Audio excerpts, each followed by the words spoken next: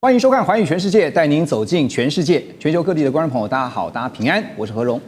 两岸大事国际焦点深度剖析，打开视野。透过 YouTube 收看朋友，请您帮我们按赞、订阅、加分享，动动手开启小铃铛。也欢迎您告诉我们在哪个城市打卡收看。当然，欢迎大家多多的表达您的观点与看法。好，来欢迎今天三位来宾。首先是钱立伟，裴倩姐好。主持人好，观众朋友大家好。另外，政大外交系教授黄奎博老师。主持人、观众朋友大家好。还有淡大财经系教授聂建中老师。主持人、各位观众大家好。好，今天首先带着观众朋友一起先来看的就是安氏之乱啊。原本大家以为这场风波已经暂时告一段落，但没有，还有后戏可看。现况并非如此啊，这个中国大陆出手了，希望德国方面出面敦促荷兰撤销对安氏的接管行动。而且更呼吁整个欧洲在半导体供应链危机当中呢，要采取实际行动，纠正错误的做法。这也是中方呢首次公开要求第三国介入安氏半导体的事件，也显示出了是北京对欧洲处理中资企业的问题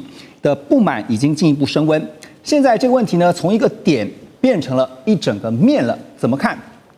荷兰经济大臣在画面上这位叫做卡雷曼斯啊，他在接受英国《卫报》采访的时候，他谈到安氏的问题。他说事情已经发生了，但即便是从事后来看，仍然会做出同样的决定。想不到呢，大陆方面商务部长王文涛立刻反击，他说呢，安氏半导体问题的根源是荷兰政府不当干预企业内部的事务。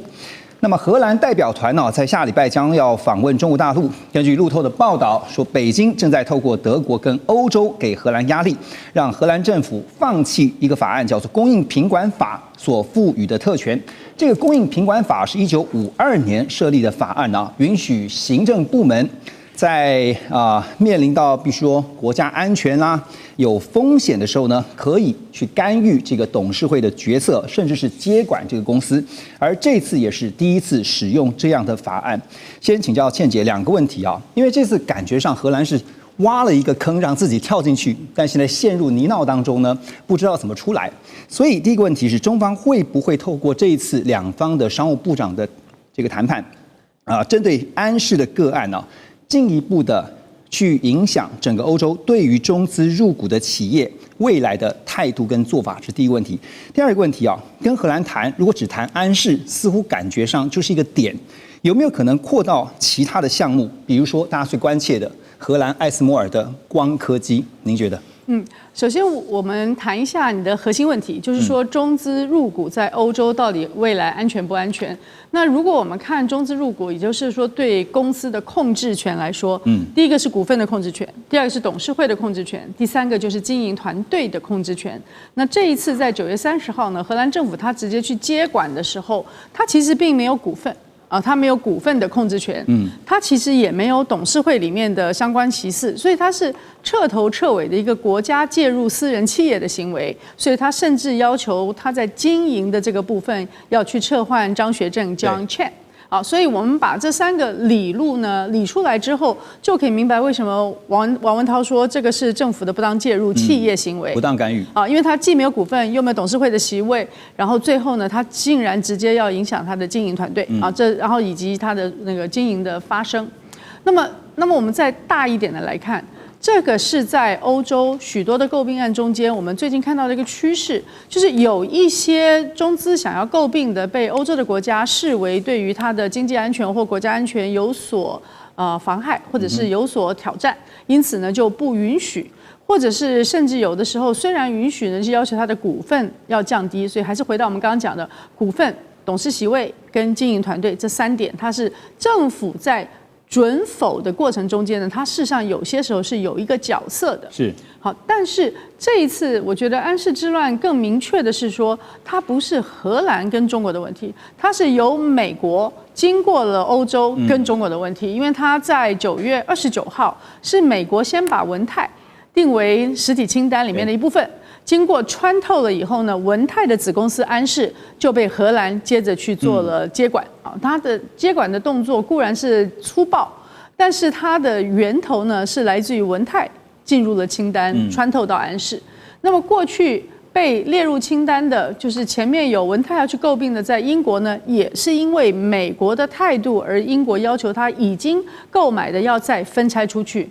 那么我觉得这一次文泰的态度很简单，他要缩小他的战场，所以说英国那个事情就是分拆就分拆了，对，就集中做安士，因为安士毕竟他已经转得很成功，在荷兰的部分是研发总部。大部分的制造，甚至最终的封装，就是比较高附加价值的部分是在中国大陆，所以它有8-9成是在中国大陆，至少有8成，而且呢，它很多是回销到欧洲的关键企业，所以它的买方会急着要使用它最终的产品。而最终的产品呢，因为是在中国大陆在东莞啊，在广东啊做最后的封装，因此呢，它需要得到中方政府的出口许可。没错，就卡住了。如果没有这一个关系的话，如果它的买方不是在欧洲，急需要用这些的话，就没有什么着力点。同时，如果买方不是那么有实力的产业，比如说车企，大众啊、BMW 啊，还有那个斯特兰斯。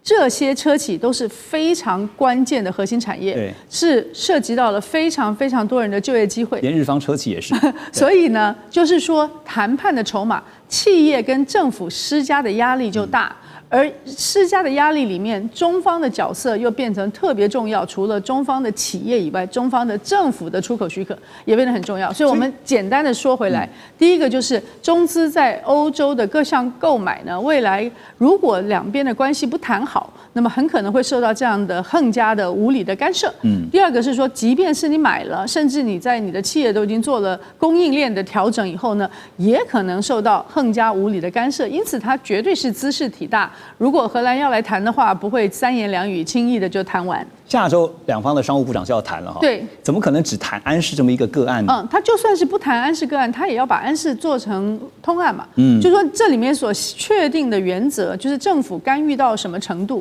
因为譬如说，你随便安一个说我经济安全跟国家安全的这件事情，那如果真的要像他的这个部长那么嘴硬的说，哎，我们是确切有安全问题。他后来是退了一步，说是我们对 CEO 有意见，没想到 CEO 中方也是坚决说我不接受你的法院裁定啊。那可是如果说你真正有这些安全问题的话，那你就量化 KPI， 明白的说出来，双方看看能不能在某种程度上面建立各种的机制来解决你的安全余力。但是若是这样子一旦建立了，那其他的行业是不是就有一个潜力可循？我觉得这件事情也是挺重要，因为不要忘记了，荷兰以前是我们台积电的将近四分之一强的股东，在2027年才逐渐出脱，所以荷兰的半导体跟我们的关系呢，不是从 ASML 开始，是从飞利浦来成为台积电的股东，然后甚至呢也因此在这边在台湾跟荷兰中间打通了一个非常绵长的半导体的合作关系，所以它就是一个供应链的关系。那这供应链的关系里面，你要用什么游戏规则？今天是 ASML 吗？还是今天是安士吗？其实它就是这一个供应链里面，到底要用什么游戏规则来决定我们未来可以彼此交易的秩序？这个游戏规则未来可能会成为商学院啊，这个全球企业，尤其是中资持股比例比较高的，甚至是有主导权的这个中资的欧洲企业，可能必须要去把它做一个好好的个案研究。好，当然这个事情发生以后呢，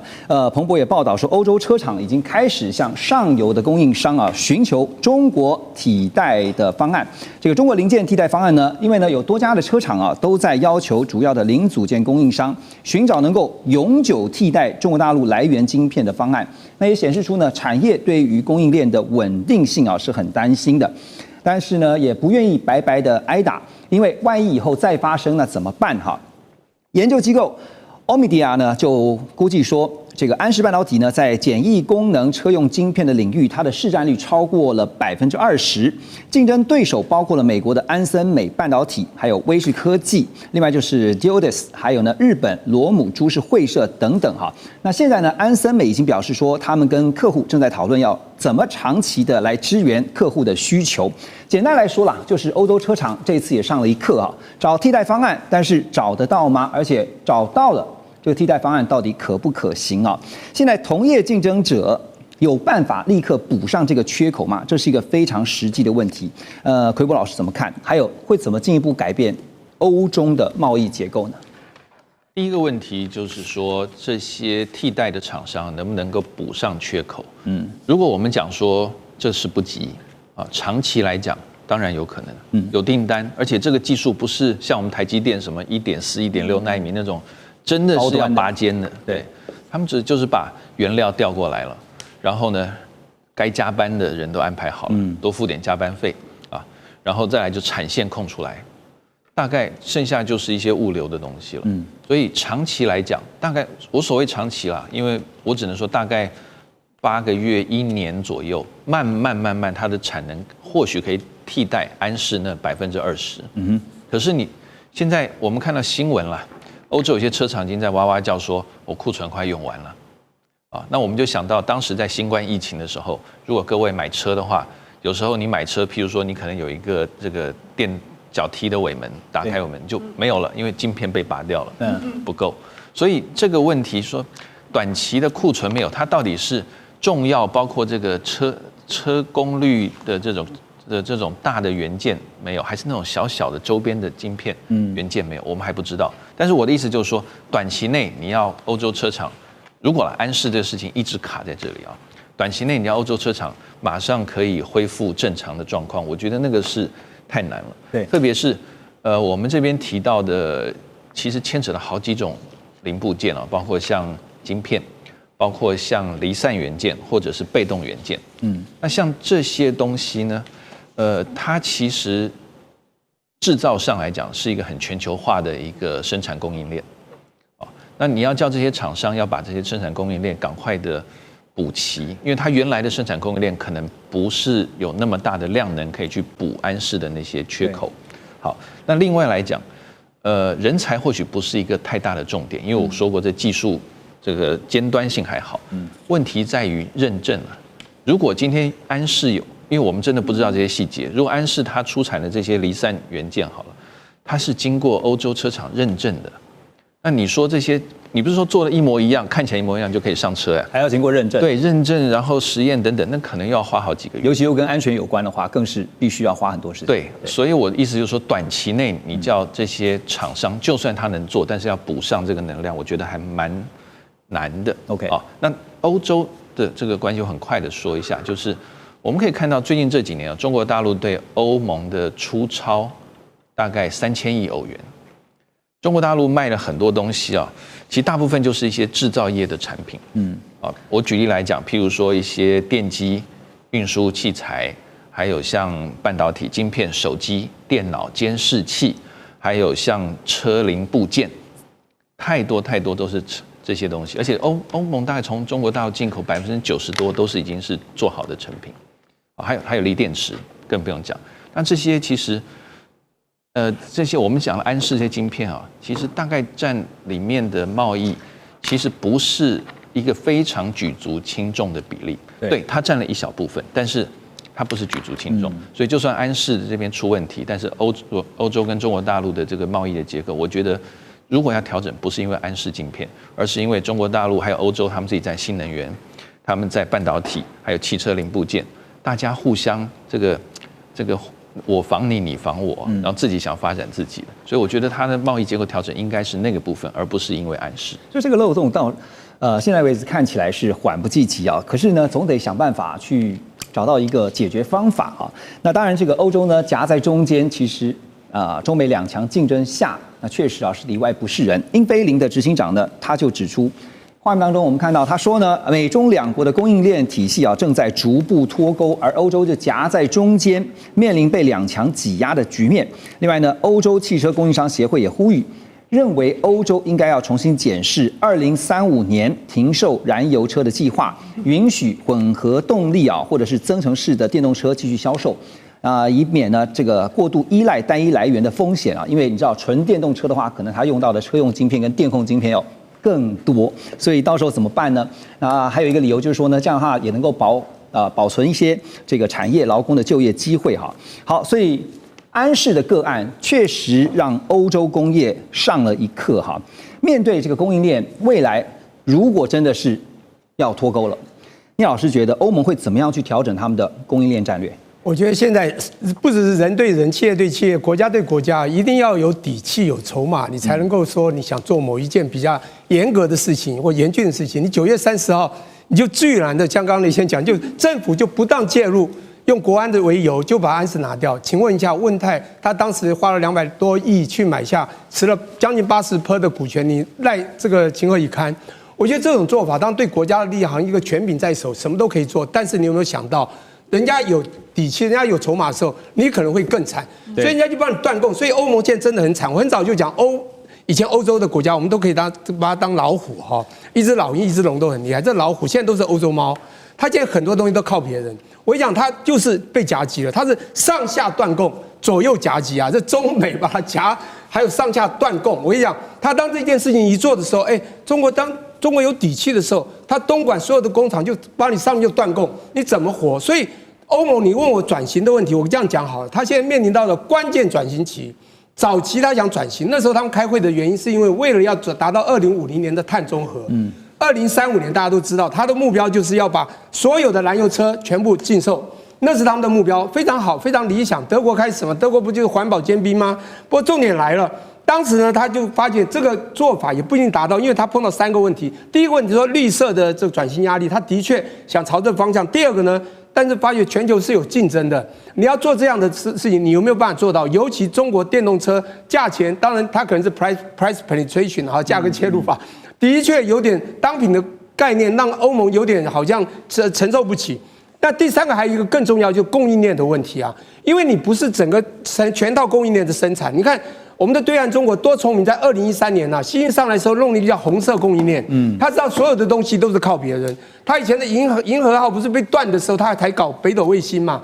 很多我们台湾的东西，后来为什么他们都有，就搞了红色供应链。他一旦有红色供应链，上中下游全部拿稳了以后，他要什么你缺什么，他大概可以补给。当然我们说先进制程的3nm以下，他可能还做不到，但其他的供应链或成熟制程，它不是全世界已经是最 well established， 已经到处都很稳健。我要讲，他现在碰到的是另外一个叫做不止转型，而是关键转型期。他现在碰到的以前是为了环保 ESG， 现在为了生存。对，生存碰到问题，第一个就是吃电动车的成本非常高，你要我自己做，你怎么做？第二个呢，它基础设施其实普遍是不够的哈。它并没有我们想象中，欧盟是过去还有过去的欧盟，你现在没有那么强了。第3是中国讲不好听，电动车的竞争真的是让他们很难去跟它能够有所比拟。我觉得就是要互相，就是我们过去讲说比较利益或绝对利益，这样做才会有好的贸易未来。第5个讲不好就是。其实他们的自己的企业就第4个就是供应链的断供问题，这个他们现在面临到是最大的问题，生存问题。第5个就是他们企业其实也希望有所调整。当他们很多企业对2035年这个马上达到他们的这个燃油车去退化的这种目标，其实他们是有一些声音的。对，我现在要讲的就是说，现在我们看得到，现在这件事情连德国的一些重要汽车公司，像福斯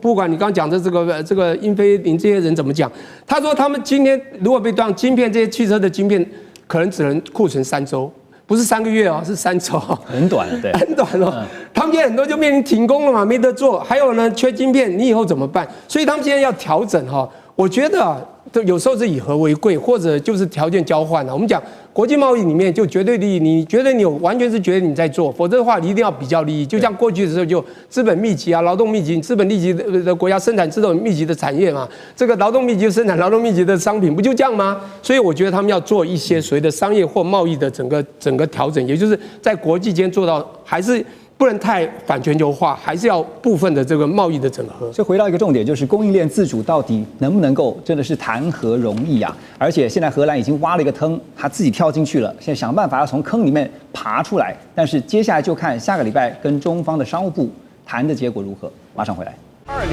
全球局势必须关注，中美赛局牵动地缘风险，连带影响台海两岸未来。环宇全世界，关心全世界，权威分析。专业观察，客观立场。每周6日，请您准时锁定，一同关心全球大事的瞬息万变。